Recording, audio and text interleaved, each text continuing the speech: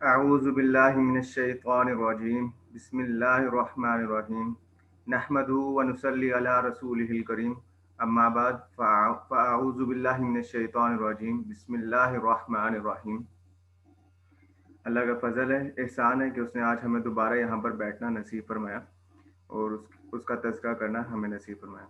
ہم لوگ آج انشاءاللہ سورہ بقرہ کے بارے میں پڑھیں گے، سمجھیں گے اور اس کی اوور آل سمری دیکھیں گے کہ اس میں اللہ تعالیٰ نے کیا بیان فرمایا۔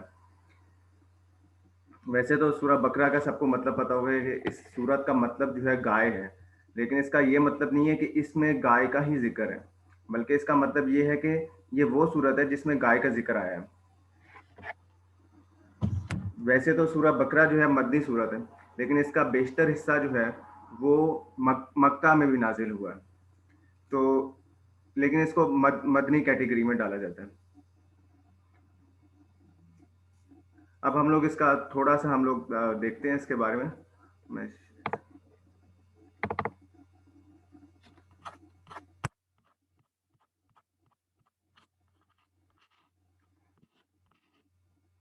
اچھا جی، سب سے پہلی بات آپ دیکھتے ہوں گے قرآن پاک میں رکوع ہوتے ہیں بہت سارے۔ اب یہ جو رکوع ہوتے ہیں ان کا مطلب کیا ہوتا ہے؟ ان کا بھی کچھ نہ کچھ مطلب ہوتا ہے۔ ہر رکوع کا میں جو ہوتا ہے کوئی نہ کوئی ٹاپک، کچھ نہ کچھ ڈسکشن ہوئی ہوتی ہے، تو ہر رکوع جو ہوتا ہے الگ دوسرے رکوع سے کسی نہ کسی اعتبار سے مختلف ہوتا ہے۔ سو فار ایگزامپل پہلا رکوع اگر جہاد کے متعلق ہے تو دوسرا رکوع میں بھی جہاد کی فضیلت کے متعلق ہو، تیسرا رکوع میں بھی جہاد کا فرض کے متعلق ہو۔ تو اس طریقے سے یہ رکوع کی کیٹیگری چلتی ہے۔ تو سورہ بقرہ جو ہے یہ 40 رکوع میں ڈیوائڈڈ ہے، اس کے 40 رکوع ہیں اور اس میں ہم لوگ اسی طریقے سے 40 سے زیادہ ہم لوگ کہہ سکتے ہیں اس میں مضامین ڈسکس ہوئے ہیں۔ تو ہم لوگ انشاءاللہ شروع کرتے ہیں اور دیکھتے جاتے ہیں، اینڈ تک دیکھتے جاتے ہیں اوور آل سمری کے سورہ بقرہ میں کیا کیا ڈسکشن ہوئی ہے۔ تو شروع میں ہم لوگ پہلے اوور آل 3 کیٹیگریز بنا لیتے ہیں۔ ایک وہ جو مسلمان جو ایمان لے آئے، دوسرا وہ جو انکار کر دیں ڈائریکٹ، وہ کافر ہو گئے، ٹھیک ہے، تیسرا وہ جو منافقین ہو گئے، جو ایمان اور کفار کے درمیان ہو۔ تو یہ 3 کیٹیگری میں ہم نے ان کو ڈیوائڈ کر دیا ہے۔ تو سب سے پہلے جو ہے سورہ بقرہ میں ایمان والوں کا تذکرہ کیا گیا ہے، الذین یؤمنون بالغیب، یہاں پہ ایمان والوں کا تذکرہ کیا گیا ہے کہ ایمان والوں کی کیا خصوصیات ہیں۔ تو سب سے پہلے متقین کا جو لفظ لکھا ہے اس کا مطلب یہ ہے جو متق پرہیزگار ہو۔ تو اس میں اللہ تعالیٰ نے شروع میں ان کی بتایا کہ پرہیزگار کی نشانیاں کیا کیا ہیں۔ تو پرہیزگار کی 5 نشانیاں ہیں، وہ میں ابھی بتا دیتا ہوں۔ ہم لوگ انشاءاللہ جو آج پڑھیں گے ہم انشاءاللہ آنے والے دروس میں اس کو مزید اور ڈیٹیل میں دیکھیں گے۔ تو متقین کی جو 5 نشانیاں ہیں وہ یہ ہے غیب پر ایمان لانا، دوسرا یہ نماز قائم کرنا، تیسرا یہ خرچ کرنا اللہ کی رضا کے لیے، چوتھا یہ کتابوں پر ایمان لانا، پانچواں یہ کہ آخرت پر ایمان لانا۔ تو یہ ایمان والوں کی خصوصیات ہوگی۔ اچھا جی،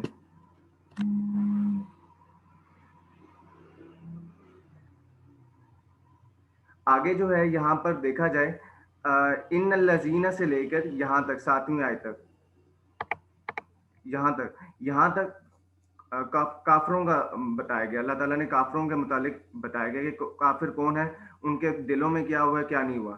تو یہ ہم لوگ کہہ سکتے ہیں کہ مسلمانوں کے متعلق اللہ تعالیٰ نے 5 آیتیں ہیں، اس کے بعد کافروں کے متعلق 2 آیتیں آ گئی، اور پھر آگے دیکھا جائے تو پہلا رکوع یہاں پر کمپلیٹ ہو جاتا ہے۔ دوسرے رکوع کی 13 آیتیں، ٹھیک ہے، اور ان 13 آیتوں میں جو ڈسکشن ہوئی ہے وہ منافقین کے بارے میں ہوئی ہے۔ تو منافقین کون لوگ ہوتے ہیں؟ منافقین وہ لوگ ہوتے ہیں جو عقیدہ جن کا ہوتا ہے کہ وہ ایمان لے آتے ہیں لیکن بظاہراً دل سے وہ ایمان نہیں لاتے، تو یہ دل کے کمزور ہوتے ہیں، تو ان کا یہ ڈاؤن فال ہوتا ہے۔ تو اگر ہم لوگ یہاں پہ دیکھیں تو 13 آیتیں جو ہیں منافقین کے متعلق ہیں اور صرف 2 آیتیں کفار کے متعلق ہیں۔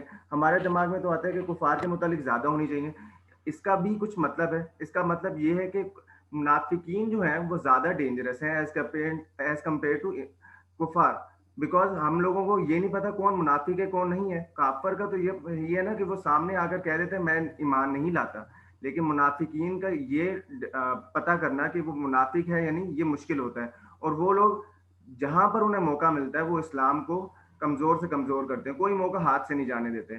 تو یہ 20ویں آیت تک یہ منافقین کا تذکرہ کیا گیا, یہاں تک دو رکوع ختم ہو جاتے ہیں. آگے جو ہے آگے اگلا تیسرا رکوع شروع ہوتا ہے, اور یہ والا رکوع جو ہے اس کا جو موضوع ہے وہ دعوت کے متعلق ہے. شروع میں ہی یہاں سے شروع ہوا ہے, یا ایھا الناس اعبدوا, اے لوگوں عبادت کرو رب کی. اب دیکھا جائے حضور صلی اللہ علیہ وآلہ وسلم کو جب یہ نازل کیا ہے, اے انسانوں عبادت کرو, ان کو یہ حکم دیا کہ انسانوں سے کہو. لیکن ہم لوگ اگر یہ دیکھیں سورہ نوح کی آیت نمبر 2 میں دیکھیں, سورہ اعراف کی بیشتر آیتوں میں دیکھیں, تو ہم لوگوں کو یہ پتہ لگے گا کہ یہ جو آیتیں ہیں, یہ ان میں جو آیتوں میں تذکرہ ہوا ہے یہ سارے انبیاء ہیں, انہوں نے اپنی قوم کی حد تک کہا ہے کہ اپنی قوم سے کہا کہ اے میری قوم عبادت کرو, اے میری قوم اللہ سے ڈر جاؤ. لیکن حضور صلی اللہ علیہ وسلم کا جو پیغام تھا وہ عالم اسلام ہر کسی کے لیے تھا. تو اس وجہ سے یا یوناسو بدو, اے انسانوں عبادت کرو اپنے رب کی. آگے چلتے ہیں. تو یہاں پر وَإِن كُنتُمْ فِي رَيْبٍ, یہ آیت نمبر 23 بنتی ہے.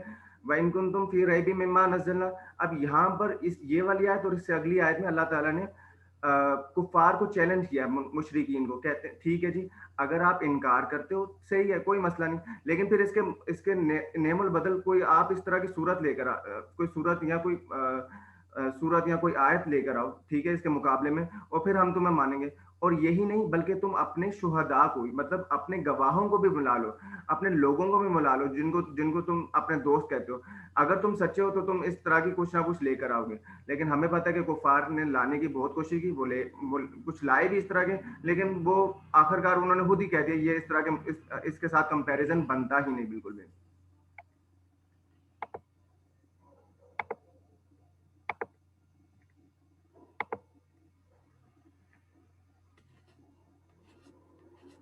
آگے جو ہے اس میں ایک جو امپورٹنٹ ڈسکشن یہاں پر ہوگی انشاءاللہ, ان اللہ لا یستحی ان یضرب.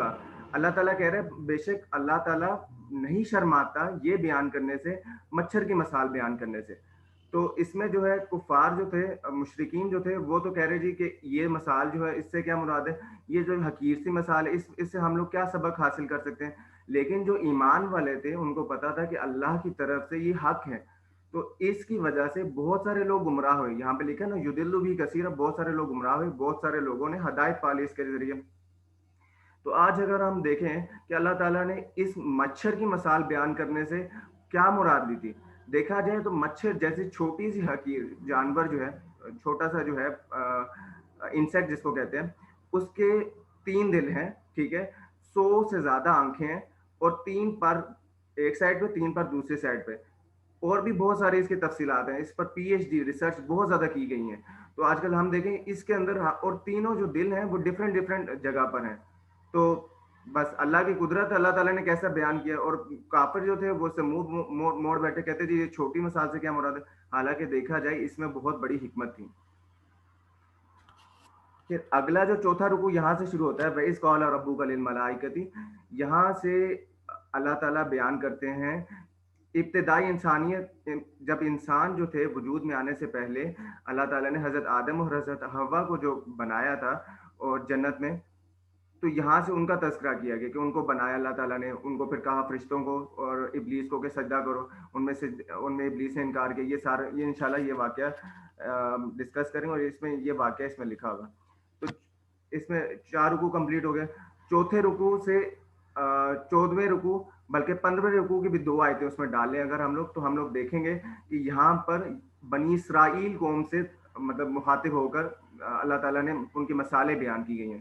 تو بنی اسرائیل کون لوگ تھے, وہ لوگ تھے جو آل یعقوب سے تھے, اور ان کو اللہ تعالیٰ نے کیا کہا کہ تم یاد کرو تمہیں کتنی نعمتوں سے ہم نے نوازا, اور تم نے کیا کیا, تم نے انکار کر دیا, ان نعمتوں کو پہچانا ہی نہیں, تم نے بجائے شکر ادا کرنے کے تم نے غفلت برتی.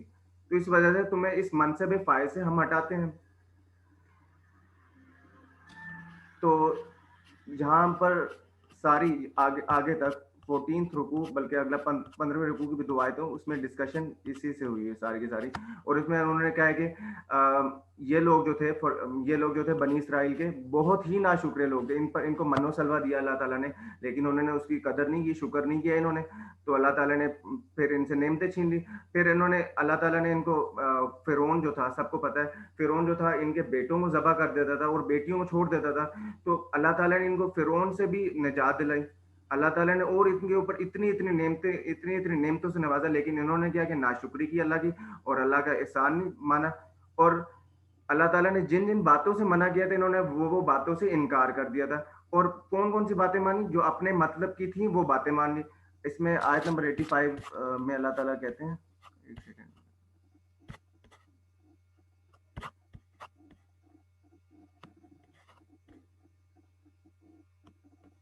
ہاں آیت نمبر 85 میں لکھا ہوا ہے افتؤمنون ببعض الکتاب وتکفرون ببعض, کیا تم کتاب کے بعض حصے پر ایمان لاتے ہو اور بعض حصے سے کفر کرتے ہو. تو دیکھا جائے تو یہ ان لوگوں نے مطلب کیا کرتے تھے, اپنی مرضی کی بات دیتے تھے اور اپنی مرضی کی بات سے انکار کر دیتے تھے. تو جہاں پر فائدہ وہاں سے فائدہ حاصل کر لے, جہاں پر نقصان اس کو مانتے ہی نہیں تھے سرے سے. تو اللہ تعالیٰ نے یہ ان کو کہا تھا کہ تم کتنے ناشکرے ہو, تم لوگ اس طرح کی حرکات کر رہے ہو. تو آج کل دیکھا جائے تو ہم لوگ بھی کسی نہ کسی حد تک ان سے بھی گئے گزرے ہیں. وہ کس لیے؟ انہوں نے کچھ تو حصے پر ایمان لائے تھے, ہم لوگوں نے تو آج کل سرے سے قرآن مجید کو پڑھنا سمجھنا تو چھوڑ ہی دیا ہے. بہت کم ہی لوگ جو ہیں اس کو سمجھتے ہیں اور آگے بڑھتے ہیں, ٹھیک ہے, اور دوسروں کو بھی سمجھاتے ہیں. تو ہم لوگ جو ہے, ہم نے پہلی بات تو یہ ہمیں پتہ ہی نہیں کہ قرآن مجید میں کیا کیا احکام ہے, اور ان پر عمل تو دور کی بات ہے. تو اگر ہمیں پتہ ہوگا تو ہم عمل کریں گے نا.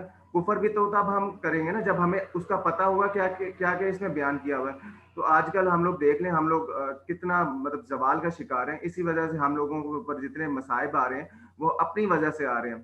اللہ تعالیٰ فرماتے ہیں نا سورہ شورى میں, وما اصابکم من مصیبۃ فبما کسبت ایدیکم. تو یہاں تک یہ ذکر ہو گیا. اور اینڈ تک, اس پارے کے اینڈ تک جو ہے 16ویں رکوع تک, اس وہاں پر تذکرہ جو ہوا ہے, مطلب یہ جو آخری دو رکوع ہیں اس میں حضرت ابراہیم علیہ السلام کے متعلق یہ دو رکوع ہیں. انشاءاللہ ان کو ہم لوگ دیکھیں گے جب ہم ڈسکشن کریں گے. پھر اگلا جو پارہ شروع ہوتا ہے سیقول السفہاء, اس کے جو پہلے دو رکوع ہیں اس میں قبلہ کے متعلق ہیں. کہ قبلہ جو ہے ہمیں پتہ ہے, پہلا جو قبلہ تھا وہ بیت المقدس تھا. تو اس آیت کے نازل ہونے کے بعد اللہ تعالیٰ نے ان کے اوپر حکم کیا کہ اب جو ہے آپ کا قبلہ جو ہے وہ بیت اللہ ہے. اور اس کی بھی وجہ تھی. اس کی وجہ یہ تھی کہ جو منافقین تھے وہ کہتے تھے چلو ٹھیک ہے, ان کا ہمارے سارے کافی زیادہ چیزیں ہماری مشترکہ ہیں, تو ہم لوگ ان کے ساتھ چلتے ہیں, ان کے ساتھ نماز پڑھ لیتے ہیں, کوئی فرق نہیں پڑے گا, نماز ہی پڑھنی ہے نا, ہمارا بھی قبلہ سیم ہے, ان کا بھی قبلہ سیم ہے, ہم لوگ پڑھ لیتے ہیں. تو اس میں حکمت یہ تھی کہ اللہ تعالیٰ نے جب یہ حکم نازل کیا تو دیکھ لیا کہ کون لوگ جو ہے آپ صلی اللہ علیہ وسلم کی پیروی کرتے ہیں, میں یتبع رسول ممن ینقلب علی عقبیہ, اور کون لوگ جو ہیں وہ ایڑیوں بند پیچھے انحراف کر جاتے ہیں, پیچھے ہٹ جاتے ہیں. تو یہ دو رکوع جو ہیں اگلے, ان میں اسی کا تذکرہ کیا گیا. اچھا, یہاں سے آگے جو ہے 19واں رکوع شروع ہوتا ہے. 19واں رکوع ہوتا ہے شروع. اور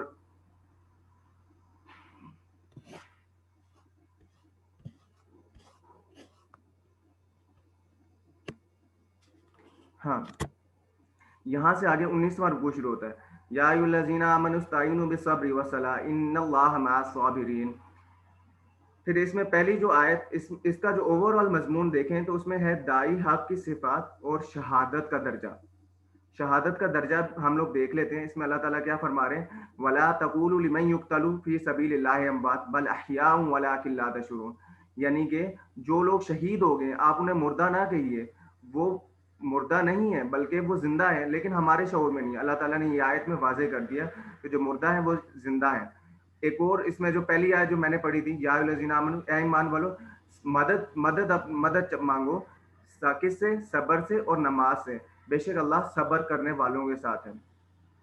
اور پھر اس میں اگلی آیت میں اللہ تعالیٰ نے وَلَنَبْلُوَنَّکُم میں کیا فرمایا کہ ہم لوگ تمہیں آزمائیں گے. اب ہم لوگ ظاہری بات ہے ہم دنیا میں ہیں, ہم لوگ بہت سی چیزوں سے آزمائے جائیں گے. اب جو لوگ اس پر کامیاب ہو جائیں گے, اسے سبق سیکھیں گے, اور وہ لوگ مطلب آخرت بھی ان کی سمجھ جائے کہ دنیا میں بھی اللہ تعالیٰ ان کو نوازے گا. تو اس میں آزمائش کن کن چیزوں سے ہوگی؟ پہلی چیز خوف، دوسری چیز بھوک سے ہوگی ہماری، تیسری چیز نقصان سے ہوگی، چوتھی چیز مال سے ہوگی، پانچویں چیز جانوں سے ہوگی، چھٹی چیز پھلوں سے ہوگی۔ اللہ تعالیٰ ہمیں ان چیزوں سے آزمائے گا، اور جو لوگ صبر کریں گے ان کے لیے خوشخبری ہے۔ اور پھر آیت نمبر 158 میں یہاں پہ جو لکھا ہوا ہے، الذین اذا اصابتهم مصیبہ قالوا انا للہ وانا الیہ راجعون۔ اور یہاں پر کیا بتایا گیا ہے کہ جب مصیبت پہنچتی ہے تو لوگ کیا کہتے ہیں، تو کیا کہنا چاہیے؟ انا للہ وانا الیہ راجعون۔ پھر آگے جو ہے حج کے بارے میں ہے، تذکرہ کیا گیا صفے مروہ۔ پھر اگلی آیت جو ہے اس میں اللہ کی لعنت بتائی گئی ہے، پھر توبہ کی فضیلت اس میں بتائی گئی ہے، اور یہاں پہ آخر میں آیتیں کفر کیا ہے اور کفر کیا ہے اس میں یہاں تک یہ بتایا گیا ہے۔ تو پھر 20واں رکوع یہاں سے شروع ہوتا ہے۔ 20ویں رکوع میں جو ہے اوور آل اگر دیکھیں تو توحید، رحمت خداوندی کی نشانیاں اس میں بتائی گئی ہیں ساری کی ساری۔ اچھا جی، 21ویں رکوع جو ہے یہاں سے جو آگے شروع ہوتا ہے، یا الناس کلوا مما فی الارض حلال، یہاں سے آگے اینڈ تک اگلے رکوع تک اس میں حلال اور حرام کے بارے میں بتایا گیا ہے کہ حرام کیا ہے، حلال کیا ہے۔ حرام کیا ہوتا ہے؟ حرام اس میں چار چیزیں بتائی گئی کہ حرام کون کون سی چیزیں ہیں۔ پہلی چیز مردار جو چیز ہے وہ حرام ہے، خون والی چیز جس پہ خون لگا ہوا ہے وہ حرام ہے، خنزیر کا گوشت حرام ہے، اور وہ چیز جس پر اللہ کے علاوہ کسی غیر اللہ کا نام لیا جائے وہ بھی حرام ہے۔ تو یہ ہمارا 21واں رکوع اس کے ساتھ کمپلیٹ ہو جائے گا۔ تو 22ویں رکوع میں کیا ہے کہ نیکی کا تصور، اس میں نیکی کا تصور بیان کیا گیا ہے، قصاص کی حکمت اور وصیت کے احکامات۔ انشاءاللہ ہم اس کو دیکھیں گے، لیکن میں تھوڑا سا بتا دیتا ہوں ابھی کہ اس کے بارے میں کیا کیا کہا گیا ہے۔ نیکی کیا ہے کہ عقائد اپنے درست کر لیں، نماز پڑھیں، زکوٰۃ دیں، عزیز و غریب غریبوں کی مدد کریں، فی سبیل اللہ، اللہ کے راستے میں مدد کریں۔ تو اس طریقے سے ہم لوگ نیکی کما سکتے ہیں۔ قصاص کیا ہے؟ قصاص کا مطلب ہوتا ہے بدلہ، اور یہاں پر کیا ہے کہ نظام عدل میں بادشاہ اور فقیر جو ہے یہ برابر ہیں۔ مطلب اگر بادشاہ کسی فقیر کو قتل کرتا ہے تو بادشاہ کو بھی قتل کرنا فرض بنتا ہے، ٹھیک ہے؟ تو یہ جو ہے مطلب دونوں برابری ہے بالکل۔ دوسری صورت بھی ہے یہاں پر، ٹھیک ہے جی، اگر مقتول جو ہے وہ مقتول کی فیملی والے معاف کر دیتے ہیں تو ٹھیک ہے، بہت اچھی بات ہے۔ اگر دیت لے کر بھی مطلب معاف کر دیتے ہیں تب بھی کوئی نہیں، تو یہ شریعت میں اس کا ہے۔ اور اس میں تیسری جو بات میں نے بیان کی تھی وصیت کے احکام، اس میں وصیت کے احکام نہیں ہے۔ وصیت کیا ہوتی ہے؟ فار ایگزامپل ایک بندہ فوت ہوتا ہے، وہ وصیت کر کے جائے میں نے یہ میری جائیداد جو ہوگی اس میں کس کس کا حصہ ہے، کس کس کو دی جائے گی۔ تو مرنے والا، پہلی بات تو یہ مرنے والا اپنی وصیت کر کے جائے۔ دوسرا یہ کہ اگر مرنے والا وصیت صحیح کر کے گیا ہے اور دوسرا جو بندہ ہے وہ اپنی طرف سے اس کی وصیت کو غلط کر دیتا ہے، مطلب اپنے پاس سے کچھ نہ کچھ ناانصافی کر دیتا ہے، تو وہ جو فوت ہو گیا بندہ اس کے اوپر کوئی وبال نہیں جائے گا، بلکہ جس بندے نے رد و بدل کیا اس کے اوپر وہ سارا کا سارا وبال جائے گا۔ تو یہاں تو یہ ذکر ہو گیا۔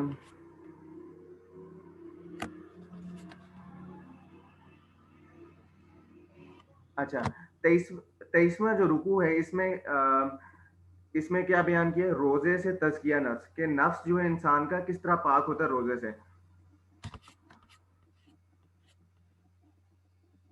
24ویں رکوع میں جہاد کے احکام اور مسائل حج کے بارے میں تذکرہ کیا گیا ہے۔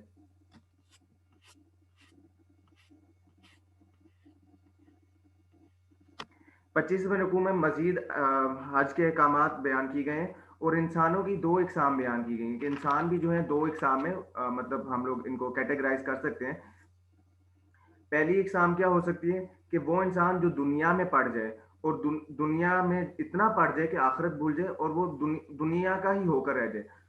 تو اور دوسرا کیا اقسام ہو سکتی ہے کہ آخرت کے خوف سے دنیا پوری کی پوری چھوڑ دے اور صرف اللہ کا ہی ہو کر رہ جائے۔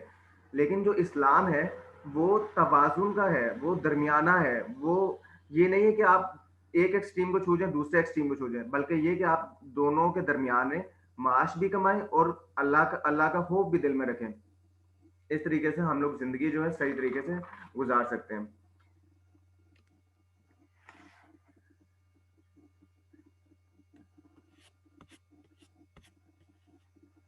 اور 26वें रुकू में जो है बनी इसराइल की तारीख और आजमाइश, जिहाद और इन्फाक फी सबील के बारे में तज़किरा किया गया है।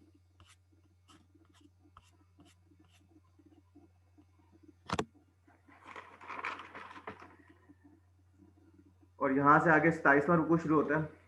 तो इसमें इसमें क्या क्या बयान किया गया कि शराब के बारे में, जुआ के बारे में बयान किया गया, माल किधर खर्च किया जाए, जिहाद पर और नेकी कामों पर खर्च करना चाहिए। मुशरिकीन से निकाह भी इस रुकू में आया है। फिर 28वें रुकू से 31वें रुकू तक इसमें 3 बड़े बड़े मसले मसाइल जो है वहाँ पे डिस्कशन हुई है। पहला मसला तो ये हैज़ का मसला, दूसरा मसला जो है कसम का, तीसरा जो है तलाक का मसले मसाइल डिस्कशन हुई है। इंशाल्लाह जब यहाँ पर हम लोग पहुँचेंगे और जब डिस्कशन में आएंगे तो कोशिश करेंगे, जैसे अगर फॉर एग्जांपल हम लोग तलाक के मसले मसाइल पे बात करेंगे तो हम लोग कोशिश करेंगे कुरान पाक से जितनी आयतें तलाक के मुतालिक हैं, फॉर एग्जांपल सूरह तलाक में भी तलाक के मुतालिक आयतें हैं कुछ, उन तलाक की आयतों को भी रखेंगे सामने, ये वाली तलाक की आयतें रखेंगे और कुछ हदीस का मजमुआ भी सामने रखेंगे। और फिर हम लोग इंशाल्लाह एक कॉन्क्रीट अंडरस्टैंडिंग डेवलप करेंगे कि हाँ ये मसला है, इसको कैसे हल करना है, ये कैसे हल होता है, कैसे नहीं होता, इसमें और कैसे पेचीदगियां, कैसे कैसे मसले, क्या क्या मसाइल हैं। तो यहाँ तक हमारे पास 32 रुकू खत्म हो जाते हैं।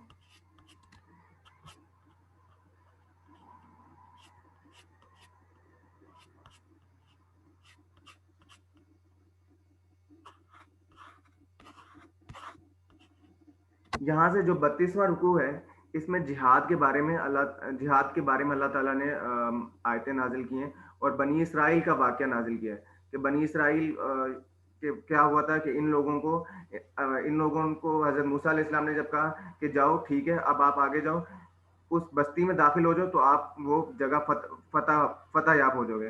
तो इन लोगों ने क्या किया था, इन लोगों ने इनकार कर दिया था, जिस वजह से ये 40 साल उधर ही भटकते रहे थे।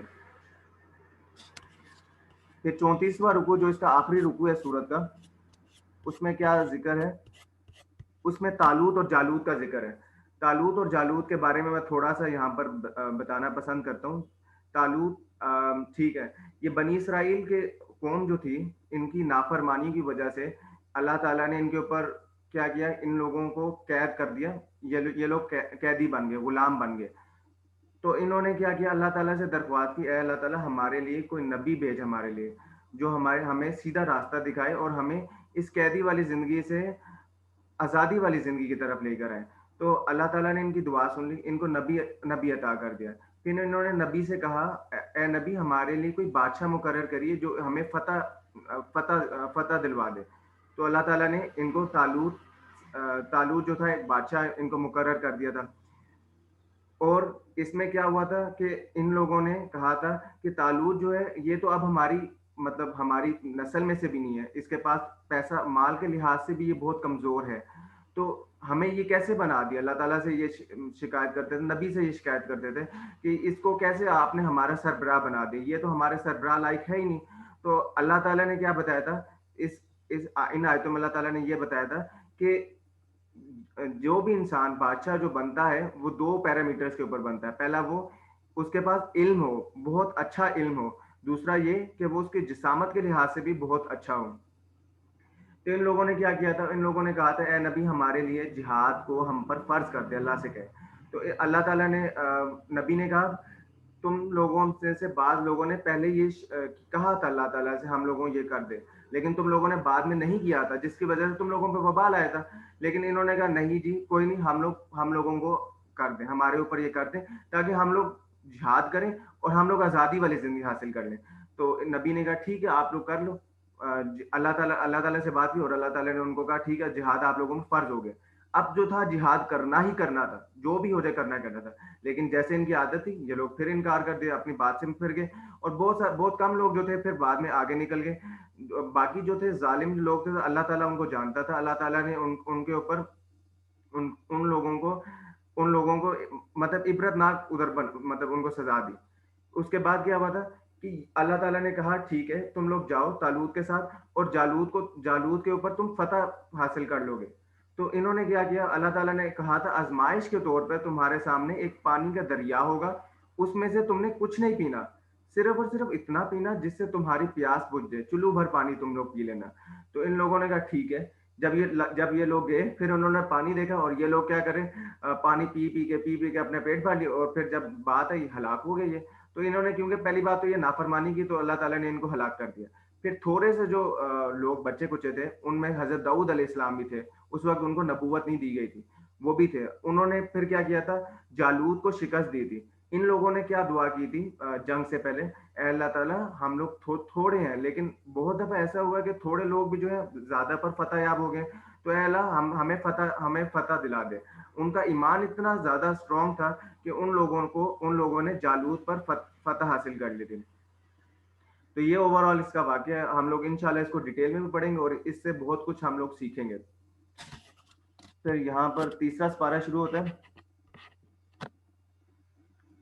और यहाँ पर जो शुरू में अब ये 34वां रुकू है, इसमें क्या क्या बात की गई है, रसूलों के दर्जात। पहली बात, रसूलों के दर्जात बात हुई है, इन्फाक के बारे में बात हुई है, आयतुल कुर्सी की फजीलत के बारे में बात हुई है। रसूलों के दर्जात का मतलब क्या है कि देखा जाए तो 1,24,000 जो थे कमोबेश अंबिया है, उनमें से गिनती के उन्होंने अल्लाह ताला ने रसूलों से नवाजा, उनमें से फिर गिनती को किताबों से नवाजा, उनमें से फिर हजूर सल्लल्लाहु अलैहि वसल्लम को सब पर फजीलत दी। और फिर यहाँ पर आयतुल कुर्सी आ जाती है, और इसकी भी इसमें फजीलत है, आयतुल कुर्सी क्यों पढ़नी चाहिए, और इसमें क्या हम लोग पढ़ेंगे इंशाल्लाह और सीखेंगे इसमें।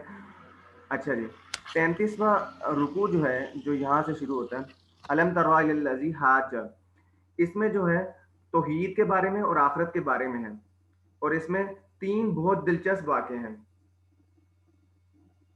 पहला वाक़या तो ये हज़रत इब्राहीम का नमरूद के साथ, कि हज़रत इब्राहीम ने नमरूद ने झुठलाया, कहते हैं कि अल्लाह तो है ही नहीं, अल्लाह को मानता ही है। तो हज़रत इब्राहीम ने कहा ठीक है जी, आप अल्लाह ताला जो है क्या नाम है, जिंदा भी करता है, मौत भी देता है। तो नमरूद ने किया कि जिस बंदे को फांसी होनी थी उसको जिंदा कर दिया, कहता है ठीक है मैंने इसे जिंदा कर दिया, और जो बंदा बेगुनाह था उसको कत्ल कर दिया, कहते हैं ये तो मैं भी कर सकता हूँ।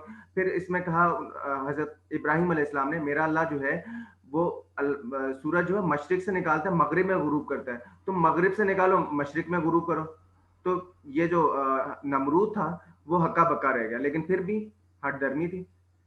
दूसरा इसमें वाकया क्या है कि एक नबी जो थे एक बस्ती के करीब से गुजर रहे थे, तो उन्होंने क्या देखा, कहते हैं कि ये जो बस्ती है, ये तो इसमें तो अल्लाह ताला इसको कैसे जिंदा करेगा, ये तो सारी चिकनाचूर हुई है। तो अल्लाह ताला ने क्या किया था, उन नबी को 100 साल के लिए सुला दिया था उस जगह पर। उनके पास एक गधा भी था।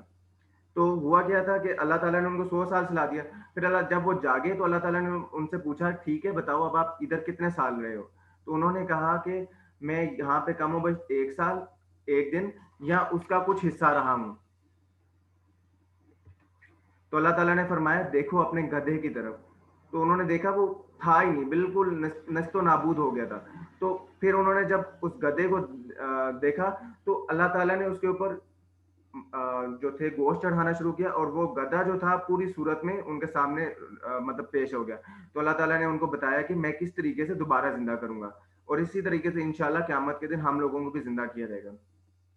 तीसरा वाक़या इसमें हज़रत इब्राहीम अलैहिस्सलातु वस्सलाम का है कि अल्लाह ताला ने उन्होंने भी अल्लाह ताला से दरियाफ्त किया, अल्लाह ताला आप कैसे ज़िंदा करेंगे? तो अल्लाह ताला ने कहा ठीक है आप 4 परिंदे ले लो और उनको उनका कीमा बनाएं, छोटा-छोटा कर दें, मिक्स कर दें, और आप 4 पहाड़ों की चोटी पे रख दें, थोड़ा-थोड़ा गोश्त रख दें, और फिर उन परिंदों को नाम से पुकारें, वो परिंदे आपके पास चल कर आएँगे। तो यही हुआ था कि हज़रत इब्राहीम अलैहिस्सलाम ने उन परिंदों को पुकारा था, वो आपके पास जो थे चल कर आ गए थे। तो ये जो था मतलब इधर से हम लोग देखते हैं कि अल्लाह ताला क़यामत के दिन किस तरीके से वो लोग जो कि सारे खत्म भी हो चुके हैं, किस तरीके से दोबारा जिंदा करेंगे इंशाल्लाह। अच्छा जी, 36वें रुकू 36 रुकू में जो है इन्फाक की 3 मसाले बयान की गई हैं। इन्फाक की 3 मसाले हैं। इन्फाक मतलब खर्चना, पैसे खर्च करना। पहली मसाल ये, जो बंदा दिखावे की तरह दिखावा की तरफ खर्च करता है, मतलब वो जब खर्च करता है तो उसमें दिखावा होता है, तो उसकी मसाल भी बहुत खूबसूरत बयान की गई। उसकी मसाल क्या है कि एक पहाड़ है, उसके ऊपर क्या होता है, उसके ऊपर मट्टी आती है, और वो मट्टी जो है जब भी पानी, अब जाहिर बात है पड़ेगा, बारिश बरसेगी तो वो सारी की सारी मट्टी धुल जाएगी। تو یہ پہلی مثال بیان کی کہ مطلب اس کا سارا جو ہے مال اس نے جو خرچ کیا تو وہ ضائع ہو جاتا ہے, اس کی ویلیو نہیں کوئی رہتی. دوسری مثال کیا ہے کہ جو بندہ اللہ کے لیے خرچ کرتا ہے اس کی مثال ایسی ہے جیسا کہ باغ ہو. اب باغ میں کیا ہوتا ہے, فار ایگزامپل باغ میں اب ہلکی سی بھی بارش ہوتی ہے تو اس کو فائدہ ہوتا ہے. تو یہی مثال یہ ہے کہ جو لوگ اللہ کے لیے خرچ کرتے ہیں چاہے تھوڑا ہی کیوں نہ خرچ کریں ان کو بہت زیادہ فائدہ ملتا ہے. تیسری مثال کیا ہے, جو لوگ خرچ کرتے ہیں اس کے بعد احسان جتلاتے ہیں اور دوسروں کو دل آزاری دیتے ہیں, تکلیف دیتے ہیں. تو اس کی مثال کیا ہے کہ ایک بندہ ہو, بوڑھا بندہ ہو, اور وہ کیا کرے, وہ پوری زندگی محنت کرتا رہے, پوری زندگی محنت کرتا رہے, لیکن جب کھانے کا وقت ہے, اس میں سے پھل کھانے کا وقت ہے, اور وہ جو ہے اس کے سامنے باغ جو ہے وہ تباہ ہو جائے, وہ کچھ اس میں سے رہے نا, تو ساری کی ساری اس کی محنت جو ہے وہ ضائع ہو جاتی ہے. تو اور اس کے جو اپنے بچوں کے لیے اس نے تیار کیا ہوتا ہے سب کچھ, وہ بھی سارا ضائع ہو جاتا ہے. تو یہی مثال جو ہے مطلب احسان جتلانے کی ہے کہ جو انسان احسان جتلاتے ہیں وہ سارا کا سارا ضائع ہو جاتا ہے. بے شک ہمیں لگ رہا ہوتا ہے بہت کچھ بن رہا ہے مال وغیرہ. اچھا جی, 36واں رکو جو ہے, سوری 37 رکو, 37 رکو میں جو ہے پاکیزہ چیزوں کی خیرات کا حکم کیا گیا. اللہ تعالیٰ نے پاکیزہ چیزوں کی خیرات کرنی چاہیے. 38 رکو جو ہے, 38 رکو, اس میں اللہ تعالیٰ نے کیا بیان کیا, حرمت سود کے بارے میں اور مکروہ سے نرمی کا سلوک اس میں بیان کیا گیا. 39 رکو میں قرض کا لین دین کا حکم احکام ہے, اور 40ویں رکوع میں جو ہے اوور آل سورت کی پوری سمری بیان کی گئی ہے. تو یہ اوور آل الحمدللہ ہم نے پوری کی پوری سمری دیکھ لی ہے کہ سورہ بقرہ میں کتنے کتنے مضامین ڈسکس ہوئے ہیں. تو انشاءاللہ امید ہے کہ آپ لوگوں کو تھوڑی بہت پتہ لگ گیا ہوگا کہ اس میں کتنے مضامین ہیں اور کتنا کتنا اس میں مطلب کتنے کتنے ٹاپکس ہم لوگ ایکسپلور کر سکتے ہیں. تو یہی مقصد ہے انشاءاللہ. جیسے جیسے ہم لوگ پڑھیں گے ساتھ ساتھ تو ہم لوگ ایک ایک ٹاپک کو بہت ڈیٹیل میں ڈسکس کریں گے, اور انشاءاللہ یہ بھی کوشش کریں گے کہ سب کو ایک ایک لفظ ایک ایک چیز سمجھ آئے, اور ساتھ ساتھ مل کر چلیں گے.